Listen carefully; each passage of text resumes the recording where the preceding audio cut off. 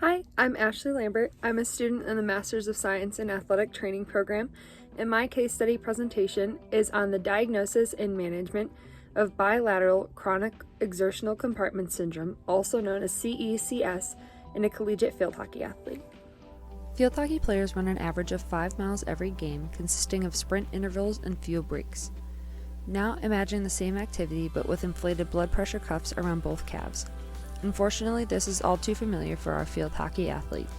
For the purpose of this presentation, the athlete's experience will be outlined through an adaptation of the International Classification of Functioning or Disability Model. Compartment syndrome is a condition that presents with an increase in pressure within a confined body space and is commonly found in the arms or legs. This can be caused by direct impact in an acute setting or overuse in a chronic condition. Over many years of competitive field hockey participation and currently at the Division I level, this athlete has run many miles, trained for thousands of hours, and has played almost too many games to count. However, due to the physical demands of field hockey, this athlete has also experienced long bouts of deep hip flexion and a bent-over forward torso. Prolonged activity of this nature created an increase in stress to the structures of the lower body. At the beginning of her fall season in 2019, she reported tightness in both calves in addition to a burning hot sensation down her legs. Her athletic trainer implemented several techniques to manage pain and discomfort over several weeks. With no relief of the pain, the athlete was sent for diagnostic imaging to get a better understanding of what was causing difficulty with running, jumping, and her regular exercise for sport. X-rays and MRIs allowed her medical team to rule out several pathologies. It was at this point that the athlete underwent compartment testing of both legs.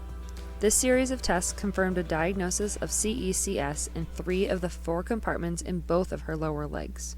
While conservatively managing the pain and discomfort for several months, she continued to be limited in field hockey participation in all aspects of her training. Little improvement led her medical team to suggest the surgical intervention of bilateral fasciotomies to relieve the pressure in her legs. Having 2 fasciotomies of 3 compartments, 4 weeks apart, was quite the surgical timeline, but was the best option to possibly get the athlete back to pain-free activity.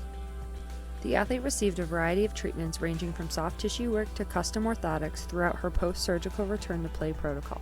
However, her surgeries fell in mid-January of 2020, which put most of her rehabilitation at the beginning and midst of the COVID-19 pandemic. While her physical therapy was done mostly remote, she was able to make improvements to return back to pain-free activity, but still has not made a full recovery. Surgical and conservative interventions in all have gotten this athlete back to where she's able to compete in games and practices in a limited capacity. CECS is often a very limiting condition and isn't common among younger athletes.